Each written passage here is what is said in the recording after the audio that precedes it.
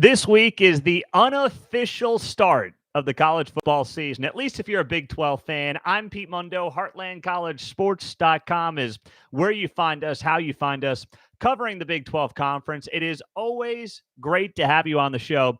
This week is Big 12 Media Days. That's what this week is. It is a great week for those of us who cover college football, and hopefully it's a great week for you as well as a fan, because we get to take you behind the scenes. We get to take you inside what's happening in Big 12 country, and we get to give you the live look at some of what the folks are doing down there at Media Days. So we are so excited about this week. We are going to have the full staff of Heartland College Sports down at this event in Arlington, Texas, couple of days this week, and we are excited about it. So I want to run down the top 5 questions that we're watching, the storylines that I'm personally watching as we get you set for Big 12 Media Days. And the biggest storyline to watch to me is Brett Yormark, because this is Brett Yormark's first Big 12 Media Days. Remember, he took the job last August after Media Days had wrapped up. So this is, I know it feels like he's been around forever, but this is Brett Yormark's first Big 12 Media Days. The amount of things that he's done, the success that he's had, I mean, whether it's the TV deal, which takes the cake, or it's the Big 12 going to Mexico, Rucker Park, Big 12 Eats, the way that they have branded these tournaments with more entertainment, the expansion rumors, obviously. There's a lot that Brett Yormark has done and been a part of in the first 11 months on the job, but this will be his first Big 12 Media Days appearance. And there's going to be a lot to talk to him about. But here's the guy who's now the face of the conference. The Big 12 has never really had this, where the guy who's the face of the conference is the commissioner. You know, it's always been some big-time coach, or it's always been one of the blue bloods, but they're leaving. OU and Texas are heading out the door. So now you've got this charismatic, this big personality at commissioner, this guy who's been a bull in a china shop, made a lot of noise in his first 11 months on the job. And now he takes the mantle at Big 12 Media Days as the most interesting person. And he will be the most sought after person as well at Big 12 Media Days. And he should be, because of where the Big 12 is right now, what the last year has looked like, and what the next year is going to look like. I mean, if you're a Big 12 fan, you could not have had a better 9-month run. Or let's say, I mean, if we're going back to the start of football season, yeah, give or take 9 months, 10 months maybe. You couldn't have had a better 9-10-month run. You got a football team to the national championship for the first time ever in the college football playoff era. OU and Texas did not get to a Big 12 championship game. Then, you know, you had a very good basketball season. Maybe you feel like you should have gotten a team or two to the Final Four. That's understandable. But you still came out of basketball season as what most people perceive to be the best basketball conference in America. And, you know, there's a lot to be excited about. You got your TV deal. There's innovation happening in this league.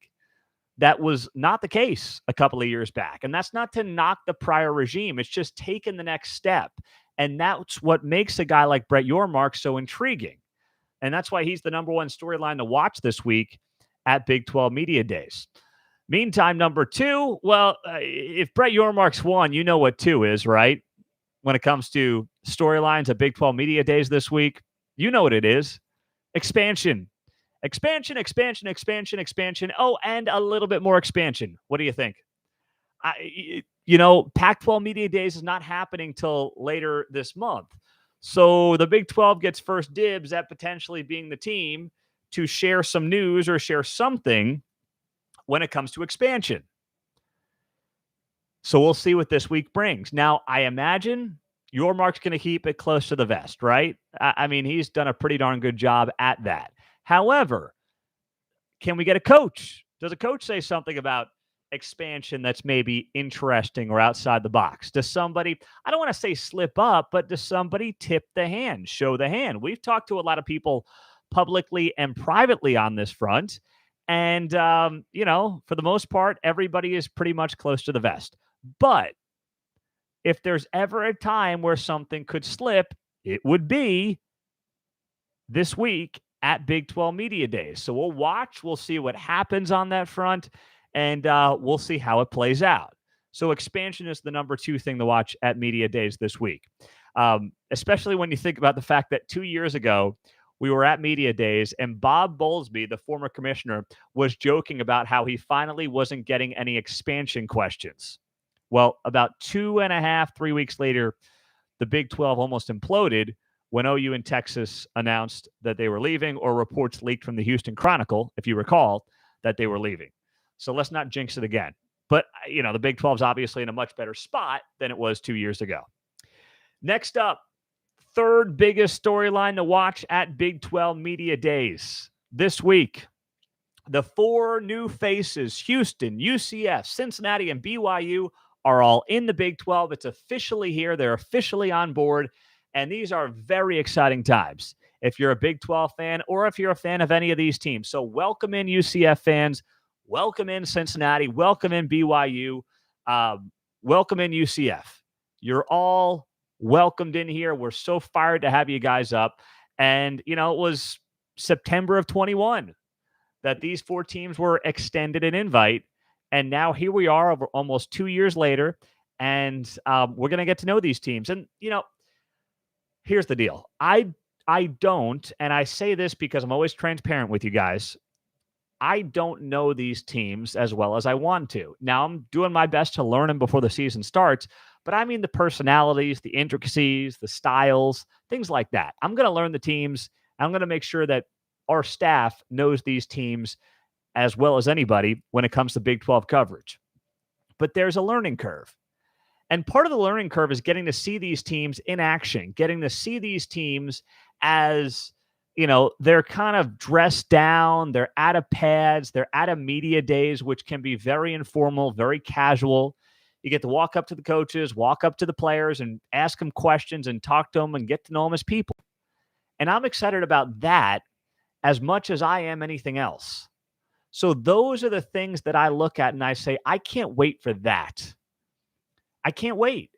I can't wait to see whose personalities shine. Who are the players that are coming down the Big 12 Media Days from these 4 new teams that we don't know, that we aren't familiar with as Big 12 fans, but that the second we get to know them, we know they're going to be stars. We know that they're going to be people that you're going to want to hear from, that you're going to embrace, that you're going to be intrigued by. And I firmly believe that each of these programs brings something beneficial and unique to the Big 12 that will only further the league and further this brand. And we'll get that relationship started this week in Arlington at Big 12 Media Days. You have a BYU brand that's national. Heck, it's global in many ways. Incredible addition for the Big 12, getting in that late time slot as well. You can't undervalue that.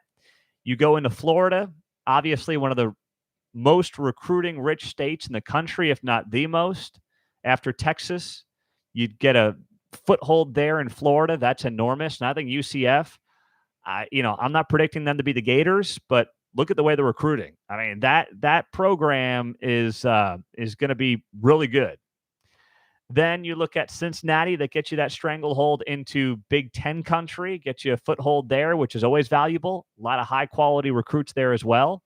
And then Houston, hey, you're never going to say no to the number 3 metropolitan area in the nation with some of the hottest recruiting beds in the country right there in the greater Houston area. You're never going to say no to that.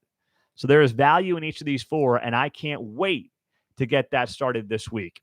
Meantime, the 4th biggest storyline to watch at Big 12 Media Days this week. Well, goodbye OU and Texas. This is the last time we will see Oklahoma and Texas at Media Days. It's their last one. And you and I both know there's going to be a lot of questions around their departure. And I got to imagine the coaches and the players in attendance are mostly going to deflect.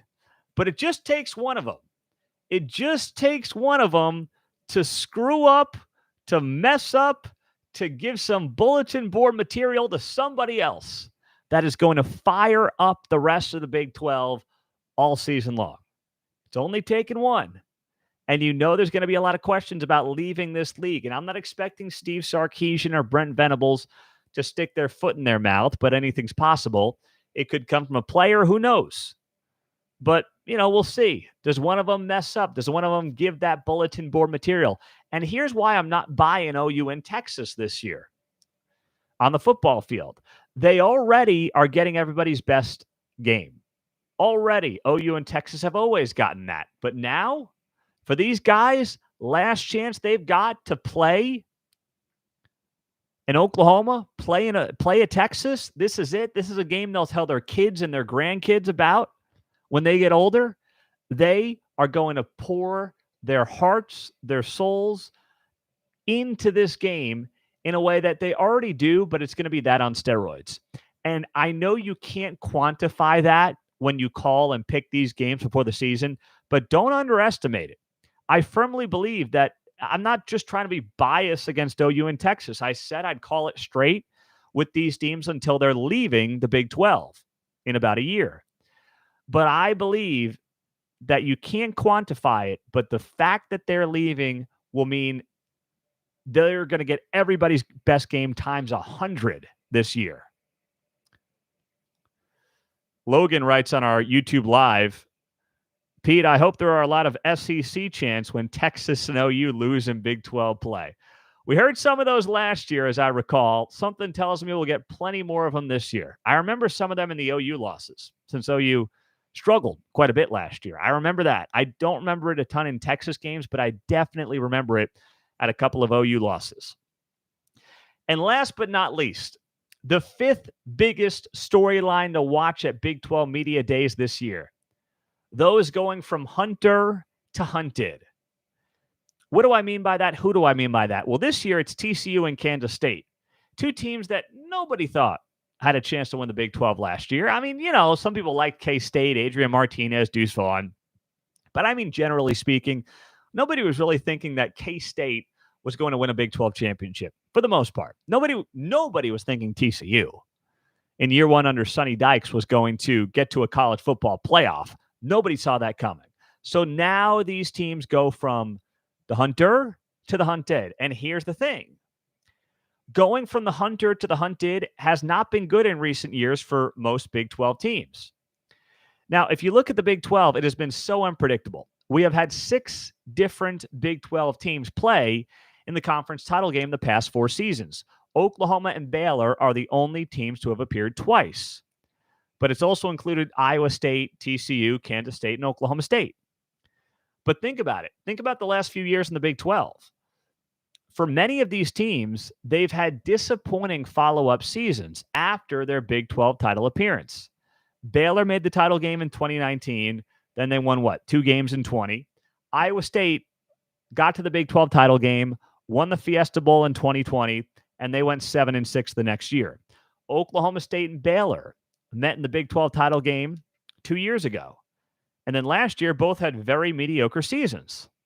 So what's in store for TCU and Kansas State this year? TCU lost a lot more off of a team that got to a national title. We'll see. I mean, right? You got Chandler Morrison there. How's that going to work? K-State returns a lot more talent, many more starters. So they should feel better about things. But still, it's different being the hunted versus the hunter. You never really know how a team handles that, how they quantify that. And, whether or not they still have that fire in the belly. That same group of guys, in large part, have the same fire in the belly that they had last year that got them to a Big 12 championship game. You just don't know. And with how topsy-turvy this league has been and unpredictable and a roller coaster, whatever cliche you want to use, the Big 12 has been, it's very tough to predict. Very tough. So those to me are the top 5 storylines I'm watching at Big 12 Media Days this week in Arlington, Texas. And we are so excited for it.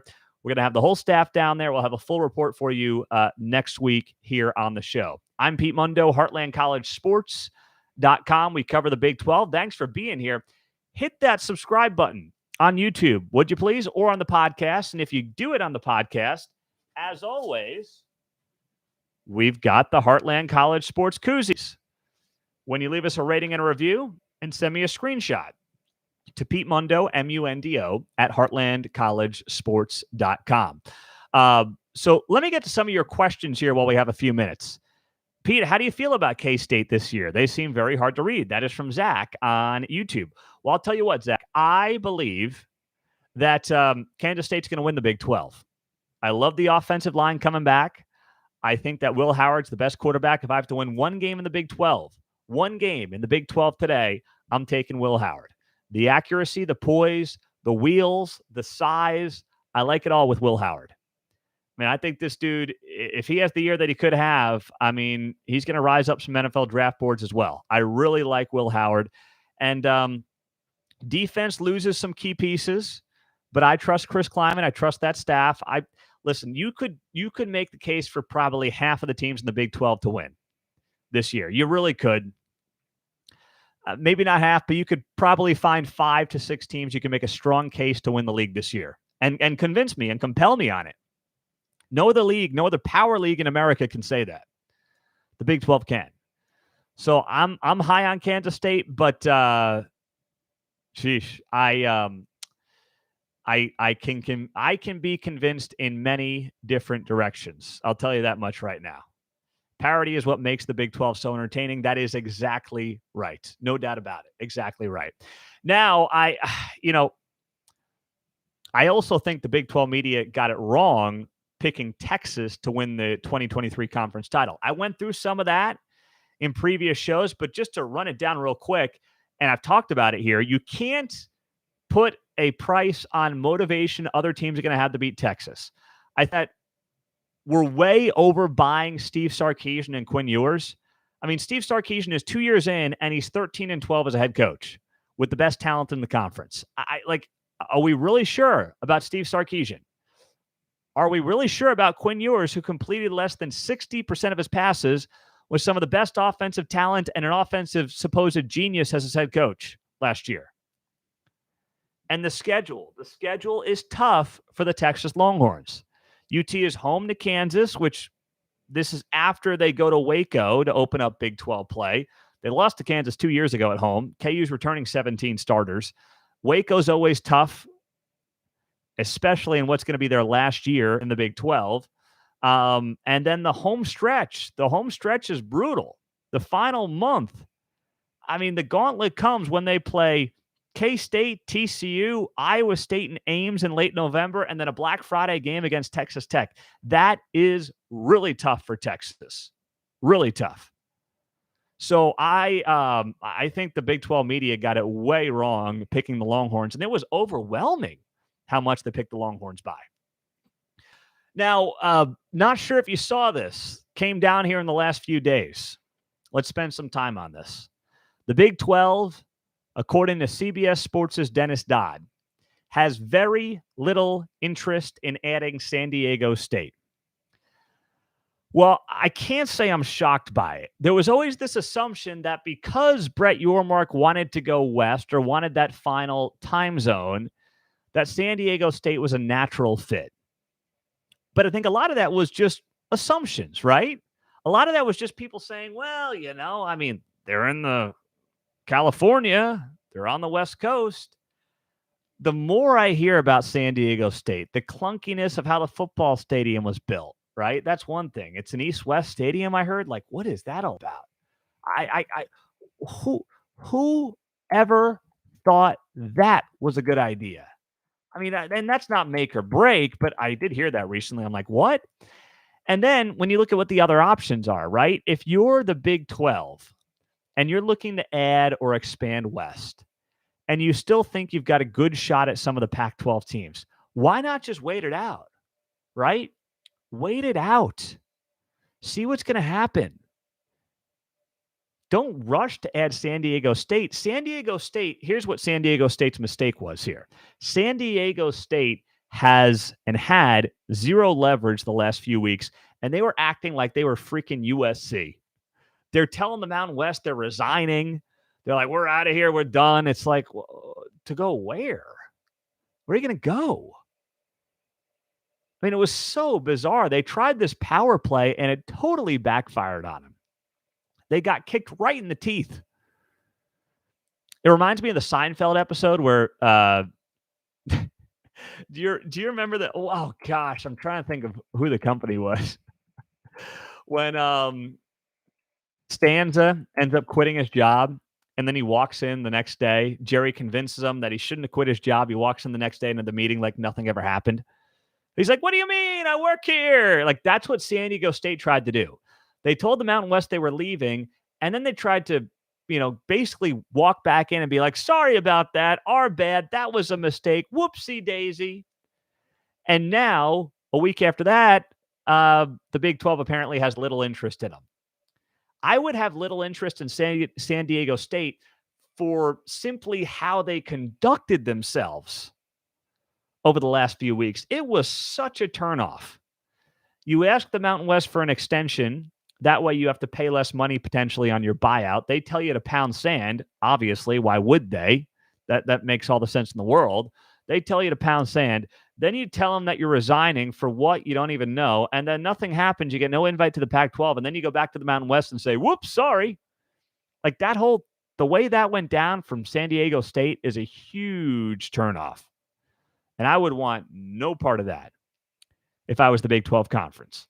So Dennis Dodd says that, basically what they're doing, and it makes sense, is that they're waiting to see if they can bring aboard a couple of Pac-12 schools along with the possibility of adding UConn. And that does not surprise me one bit. Brett Yormark at his core is an East Coast, New York City guy. He is infatuated with UConn. Now, he's got to get the other Big 12 presidents and ADs on board. They apparently are not just yet, but that's where he sees the Big 12 being able to take that next step into the Northeast Corridor, get a team that's won a national championship on the hardwood. He's a basketball guy through and through. He's a New York guy through and through, and UConn does that as well as anybody. It doesn't mean it's a done deal. It doesn't mean it's even going to happen. It doesn't mean UConn necessarily even wants to do it, but it does mean that when Brett Yormark lists his priorities, that is up there for him, it appears like, far more than San Diego State. And from my perspective, I get it. I do. I get it. It makes sense. So we'll be watching, we'll be following, and I'm sure there'll be plenty more of this that comes out this week with Big 12 Media Days taking place. I'm Pete Mundo on HeartlandCollegeSports.com. We cover the Big 12 each and every day here on the website, on this show, YouTube, the podcast. Thank you for joining us. Take a second out if you could. Leave us a rating and a review. It helps us tremendously, and we'll get you a free Heartland College Sports koozie when you do that. And send me a screenshot to Pete Mundo, Mundo, at HeartlandCollegeSports.com. And I will add, we are adding, and we do have team-specific podcasts. We've got a KU podcast, a K-State podcast, an Oklahoma podcast, an Oklahoma State podcast, TCU podcast, and Texas Tech podcast. We are looking to add more, but just search Heartland College Sports wherever you get your podcasts, and all our shows will come up. So we're adding shows, we're going team specific, and we appreciate you guys being here as always and being a part of the show. Thank you so much for joining us. We'll talk to you soon. Hit that subscribe button and follow us all week long, also on Instagram, Twitter, and Facebook for the latest from Big 12 Media Days. Take care.